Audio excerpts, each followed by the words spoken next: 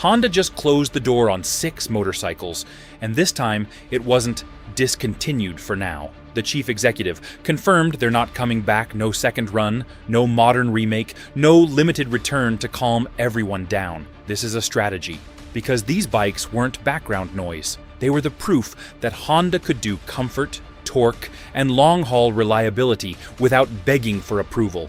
And when a company walks away from that, it tells you exactly what it plans to sell next, and who it's willing to leave behind. Stay to the end, because the final bike reveals the real reason this is happening. Number 6.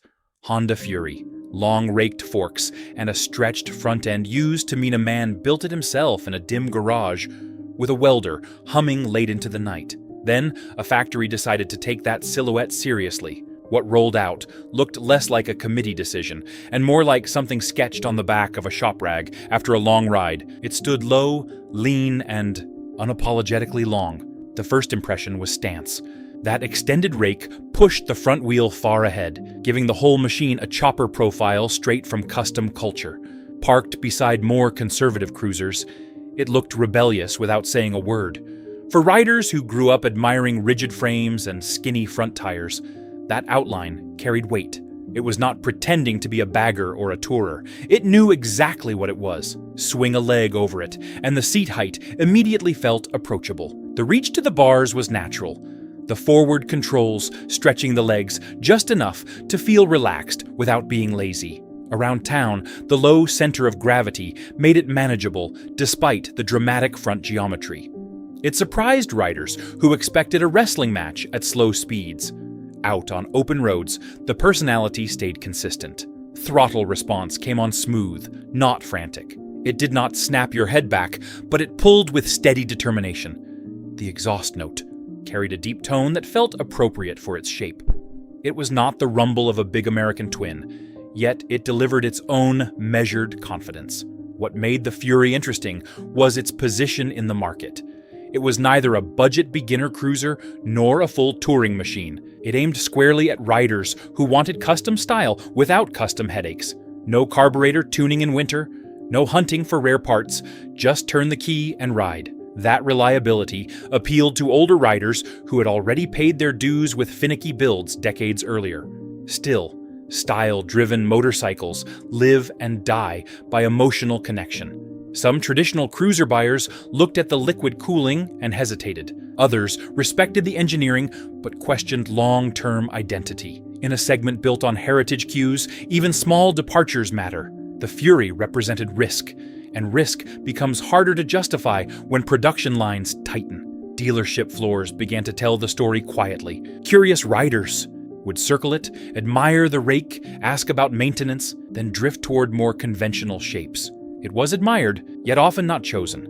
When volumes remain modest, even a well-executed machine faces pressure from above. Years after production ended, it still draws attention at gas stations and small-town diners. Riders who once dismissed it sometimes look twice, recognizing how rare factory choppers have become. Its long rake and unapologetic silhouette now feel like a statement from a different era, when brands still gambled on style. Years later, its uniqueness stands out more clearly. Few factories dared to commit to such an extreme silhouette. The Fury carved its own lane, even if that lane proved narrow. The Honda produces approximately 56 horsepower from a 1,312 cubic centimeter liquid-cooled 52-degree V-twin engine, generating 78 pound-feet of torque. It features a single disc front braking system with optional anti-lock, braking system, a telescopic front fork, and a single rear shock suspension. The wet weight is approximately 647 pounds. The seat height measures 26.7 inches, and the original starting price was $11,499. A design that bold rarely survives corporate caution, and the machine that follows reveals how experimentation met a different kind of challenge entirely. Number 5. Honda CTX 1300. Comfort used to mean tall windshields, wide saddles, and a machine that looked every bit its weight at the diner. Then something different rolled onto showroom floors. It sat lower than expected, stretched out without being flashy, and carried a smoothness that surprised riders who were used to big twins shaking at idle. The first time you swung a leg over it, the stance felt almost automotive, like a grand touring car, with handlebars instead of a steering wheel. The seating position changed everything. Feet forward, back relaxed, shoulders upright without strain. It did not demand that you lean into the wind or wrestle a tall center of gravity at parking lot speeds. For riders who had logged decades of highway miles and felt it in their knees, that lower profile made sense. It was a motorcycle designed for aging joints without announcing that fact out loud. Underneath the bodywork sat a V4 engine lineage rooted in sport touring heritage. It delivered power without theatrics. Roll on the throttle, and the response came smooth and linear, not lumpy, not dramatic. That calm pull made long stretches of interstate feel effortless. You could hold a steady pace all afternoon without fighting vibration or chasing gears. For riders who valued miles over noise, that mattered. Still, culture plays a powerful role in cruiser territory. Traditionalists looked at the silhouette and hesitated. It did not carry the classic lines of a V-twin.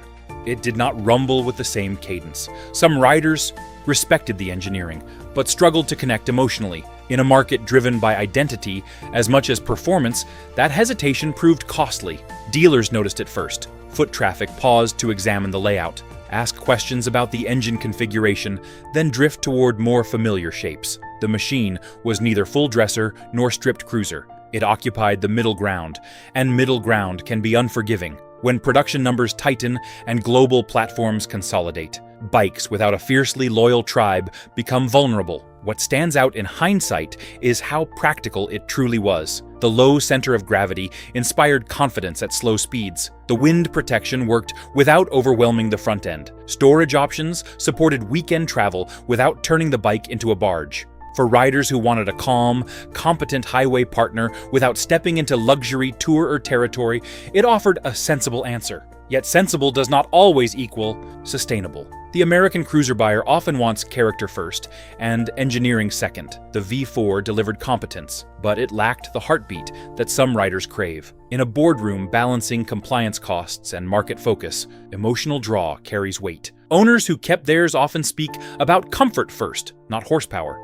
They mention how easy it was to manage in parking lots and how smooth it felt cruising across state lines. In hindsight, its design seems ahead of its time, aimed at riders valuing ergonomics over tradition. By the time production ended, it was clear the experiment had run its course. The Honda CTX 1300 produces approximately 84 horsepower from a 1261 cubic centimeter liquid-cooled V4 engine, delivering 78 pound-feet of torque. It is equipped with dual-disc front brakes, with anti-lock braking system, a telescopic front fork, and a single rear shock suspension. The wet weight is approximately 730 pounds. The seat height measures 28.3 inches, and the starting price was $15,999. That blend of comfort and unconventional design tells a story about calculated risk, and the machine that follows reveals what happened when raw muscle tried to carry the banner instead. If this breakdown is giving you clarity, support the channel by liking the video and subscribing for straight, fact-checked rider analysis. Share your experience in the comments. What model do you think Honda should have protected, and why does it matter now? Number 4. Honda Valkyrie. Some machines do not ask permission when they roll into view. They arrive with presence, wide across the tank and unapologetically mechanical. Chrome is not there for decoration alone. It reflects intent. When this one hit the pavement, it carried the weight of a flat 6-engine history and the boldness of a cruiser that refused to act small. The first thing most riders noticed was how broad it looked from the saddle. The tank stretched confidently between the knees, and the bars felt substantial without being heavy. That long, muscular stance signaled that this was not built for polite back roads alone. It wanted open highway and steady throttle. Twist the grip, and the personality came alive. 6 cylinders moved in unison beneath you, not with a traditional V-twin pulse, but with a smooth surge that felt relentless. Power did not spike. It rolled forward with authority, building speed in a way that felt almost turbine-like. Riders used to the shake and cadence of big twins were often surprised by how composed it remained. What made the Valkyrie different was not just displacement. It was the attitude of placing a touring-derived flat six into a stripped cruiser platform. That decision told the market something clear. There was room for muscle outside the traditional American formula. It challenged assumptions about who owned Torquay. Territory. On the road, stability was its quiet strength. The weight sat low, and the chassis tracked straight at speed. Wind management was minimal compared to full dressers, yet the planted feel inspired confidence. Long, sweeping curves felt predictable. It did not demand constant correction or exaggerated input. For seasoned riders who value control over flash, that composure mattered. Yet the market for heavyweight cruisers is never simple. Large engines bring higher compliance costs and tighter margins. Production runs must justify tooling and certification. Even a strong mechanical platform can struggle if its audience remains narrow. The Valkyrie developed a loyal following, but loyalty alone does not guarantee longevity when strategy shifts. Dealers often described it as a conversation starter. Riders would stop, circle it, and study the exposed engine. Some loved the boldness. Others hesitated at the departure from V-twin tradition. In a culture where heritage carries emotional weight, stepping outside established rhythms can be risky. Still, there was something refreshing about its refusal to blend in. It did not mimic. It did not apologize. It existed on its own terms, offering muscle in a different voice. For riders open to that difference, it delivered a ride that felt powerful, yet refined, aggressive, yet controlled.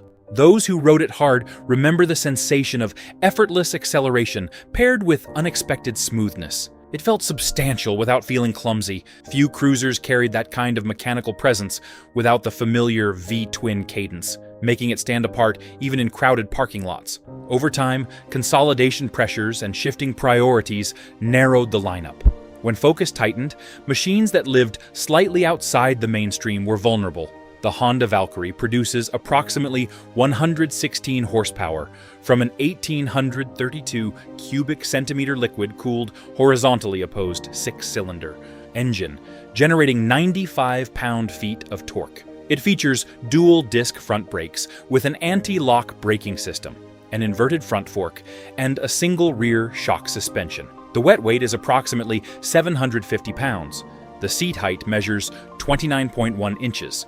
And the starting price was $17,999. Power without apology leaves a mark, and the departure of such muscle sets the stage for what happened when touring identity itself began to shift. If you're thinking about what replaces these models, check the description for the gear and accessories that make ownership cheaper and more comfortable long-term. Number 3. Honda Goldwing. F6B, strip away the trunk, lower the profile, darken the chrome, and suddenly, a touring icon looks ready to roll with a different crowd. That was the thinking when a familiar flat six platform was trimmed down and given sharper lines. It still carried the long distance, DNA that built its reputation, yet it wore it with less bulk and more edge. Climb aboard, and the first impression was balance. The seat sat low enough to feel planted, yet high enough to maintain a commanding view of the road. The handlebars fell naturally to hand, not stretched, not cramped. It felt like a grand touring machine that had been asked to shed a layer of formality. Riders who loved the reliability of a full dresser, but did not need a rear trunk, found that approach refreshing. On the highway, composure remained its calling card. Wind protection from the fairing cut fatigue without isolating the rider completely. The weight, substantial but well distributed, translated into stability at speed. Crosswinds did not unsettle it easily. Sweepers felt smooth and deliberate. Long stretches of interstate rolled by with a calm confidence that only a flat six can deliver. The engine character stood apart from V-twin tradition. Instead of a pronounced pulse, the power came in a steady wave, twist the throttle, and acceleration built without vibration or drama. For riders accustomed to mechanical feedback, the smoothness felt almost refined to a fault, yet it made covering serious mileage effortless. It was a machine that encouraged distance. Visually, the absence of the rear trunk changed perception. The profile looked leaner, almost bagger-inspired. Dark finishes reinforced that shift. It spoke to riders who wanted touring performance without looking like they were headed to a cross-country rally every weekend. That subtle repositioning aimed to attract a different segment without abandoning the core. Even so, the touring market demands clarity. Full dressers offer maximum comfort and storage. Stripped cruisers emphasize style. A hybrid must carve out a clear identity. Some riders embraced the balance. Others questioned whether removing the trunk compromised the long-haul mission that defined the platform in the first place. Dealers observed a split reaction. Longtime touring riders admired the familiar engine and chassis, but hesitated at the altered silhouette. Younger buyers often leaned toward lighter machines altogether. That placed the F6B in a narrow corridor between two expectations. When manufacturers streamline lineups, variations that sit outside primary strategy often face scrutiny. Many touring riders saw it as a sensible compromise, especially those who wanted long-range comfort without committing to a full dresser silhouette. It maintained the trusted flat 6 heartbeat while presenting a leaner image, bridging generations without abandoning its core touring roots. Looking back, its appeal lies in that middle ground. It delivered proven long-distance engineering in a slightly more understated package. For riders who valued comfort but did not need every touring accessory, it represented a thoughtful option. The Honda Goldwing F6B produces approximately 118 horsepower from an 1830 2 cubic centimeter liquid cooled horizontally opposed 6-cylinder engine, delivering 123 pound-feet of torque. It is equipped with dual disc front brakes with anti-lock braking system, a telescopic front fork, and a single rear shock suspension. The wet weight is approximately 842 pounds. The seat height measures 29.1 inches, and the starting price was $23,999. Consolidation often favors singular flagships over diversified trims, and the departure of that balanced approach leads directly to what happened when entry-level cruiser routes began to thin. Number 2. Honda Shadow Phantom. Every rider remembers the first machine that felt like freedom instead of transportation. It did not have to be the biggest or the loudest.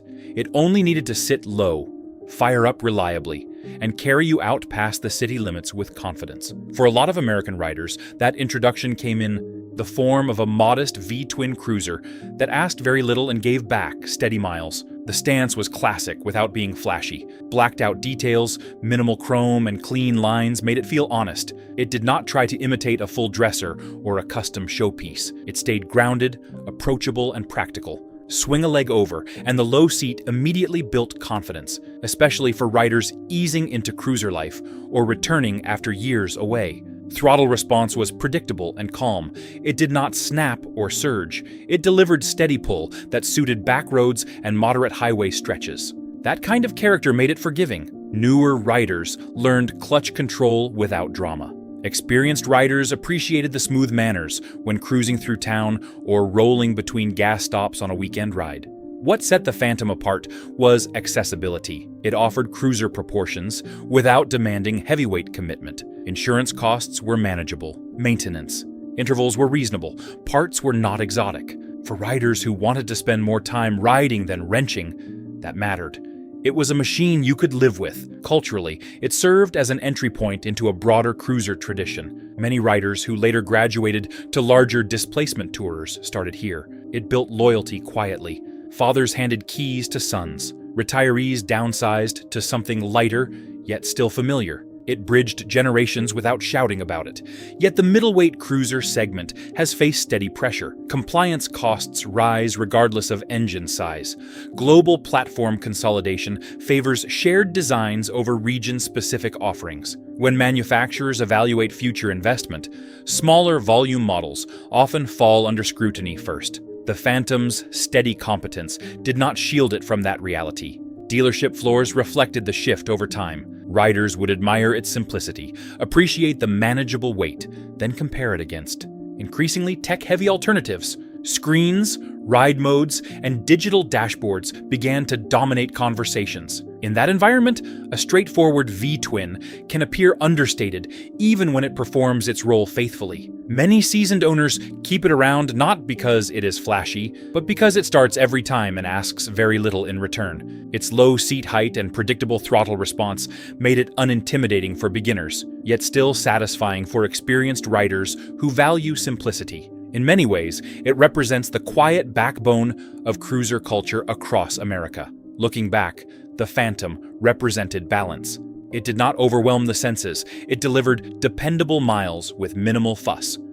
For riders who value straightforward mechanical honesty, that restraint was appealing. The Honda Shadow Phantom produces approximately 44 horsepower from a 745 cubic centimeter liquid-cooled 52-degree V-twin engine, generating 47 pound-feet of torque.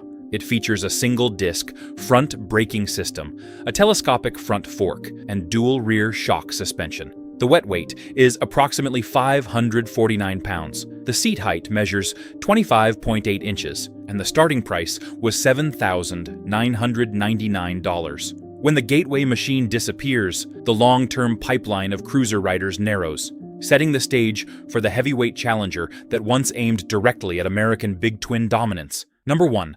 Honda VTX 1800. There was a time when displacement felt like a declaration of intent.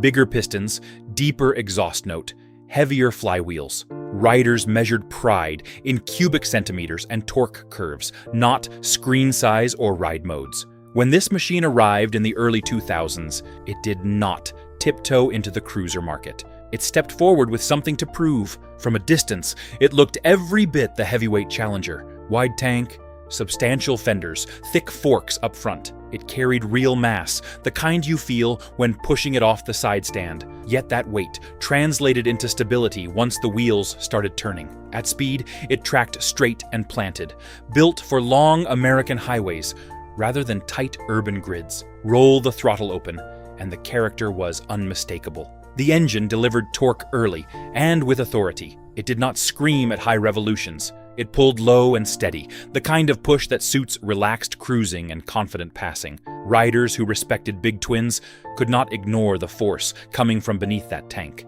In the early years of the displacement race, comparisons were inevitable. American manufacturers guarded their heritage fiercely, and Japanese brands were often seen as outsiders in the heavyweight cruiser world. The VTX 1800 did not attempt to copy every tradition. It offered its own interpretation of muscle, blending modern engineering with classic stance. Long-distance comfort remained central to its appeal. The seating position was relaxed, without being stretched too far forward. Handlebars felt substantial yet manageable. On extended rides, vibration stayed controlled, allowing miles to pass without excessive fatigue. It proved that size did not have to mean punishment. Owners often speak about durability when recalling those years. The engine architecture was robust, built to handle sustained highway use. Maintenance intervals were straightforward, and reliability earned quiet respect even among riders loyal to domestic brands. It was not a novelty, it was a serious attempt to compete.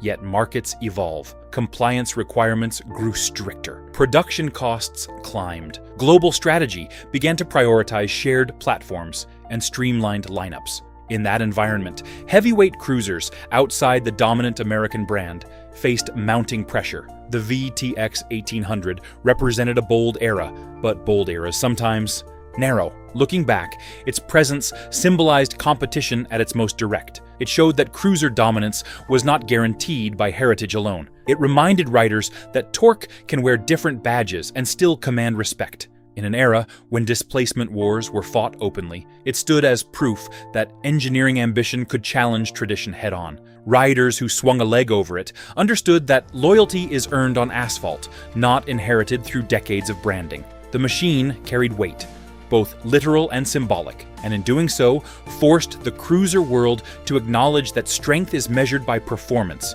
not just legacy alone. Even today, riders who have logged serious miles on this machine speak about it with a tone of respect that goes beyond brand loyalty. It represented an era when manufacturers competed openly in the heavyweight cruiser arena, leaving a mark on highways and on the riders who lived it.